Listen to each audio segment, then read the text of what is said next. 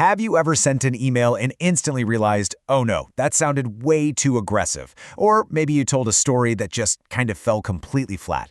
Well, let's dive right into this explainer and unlock 3 absolutely essential tools for transforming how your sentences actually sound and function in the real world.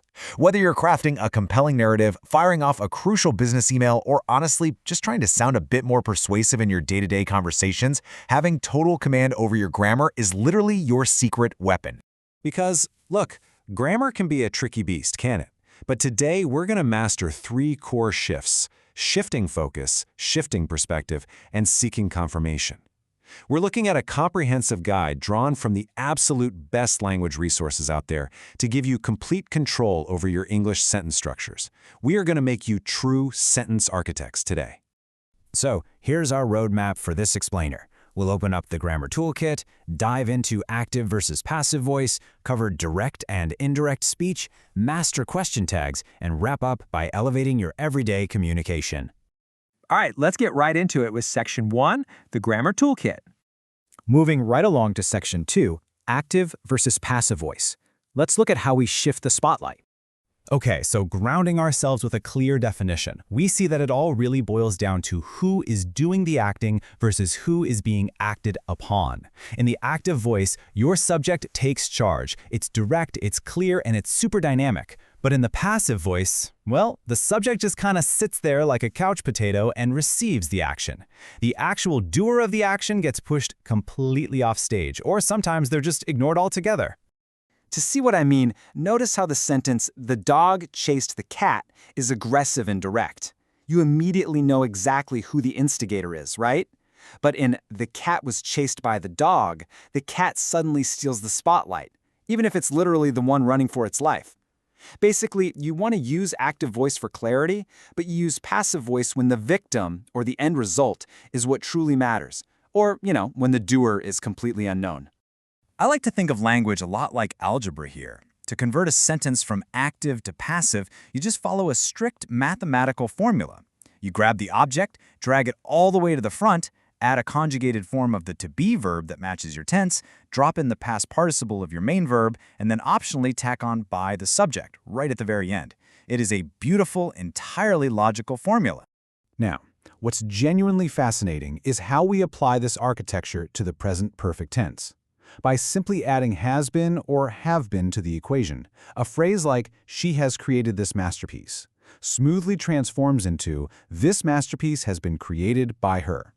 The whole architecture of the sentence flips, but the tense, it remains perfectly intact. Let's jump into Section 3, direct and indirect speech. Time to manage perspectives. Look, whenever you're relaying a story or, let's be totally honest here, sharing some juicy gossip, you really have 2 choices. Direct speech is the exact verbatim quote. Indirect or reported speech drops the quotation marks entirely and weaves their message directly into your own narrative. And doing that almost always requires shifting the tense backward in time. For instance, imagine someone says, "I love ice cream." That is direct speech.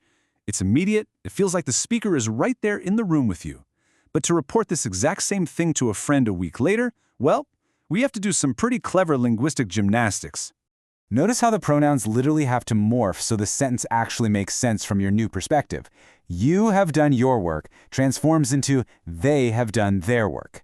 Actually, if you don't make this shift, the entire meaning completely collapses. We also drop the comma and the quotation marks, and we often use the word "that" to bridge the gap into a nice, smooth reported statement. So, the really crucial point to remember is that when changing to indirect speech, words expressing nearness in time or place absolutely must transform to express distance. Why? Well, because you're reporting this after the fact, and very likely from a completely different location. So now has to become then, because obviously it's no longer happening right this second. Here becomes there. This is just the logical consequence of shifting a quote into your own past narrative. Moving on to Section 4, mastering question tags. This is all about seeking confirmation. Question tags are an absolute staple of spoken English, heavily utilized to prompt your listener for a response. They effectively take a flat monologue and turn it into a dynamic dialogue. Instead of just coldly stating a fact, you are actively inviting the other person to nod, agree, or offer their own perspective.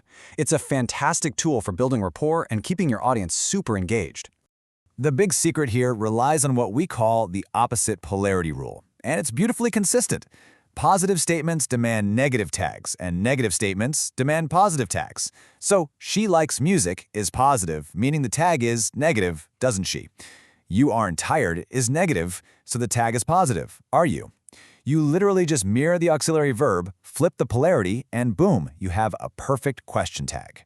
But of course, this is English we're talking about, which means there are always delightful little exceptions. You'll definitely want to memorize these special cases so you don't get tripped up. If you say, I am late, the tag isn't amn't I, it's aren't I. If you give a command like close the door, the tag becomes will you. And probably trickiest of all, words like nobody or nothing are treated as negative statements, meaning they actually require a positive tag. So you'd say, nobody called, did they?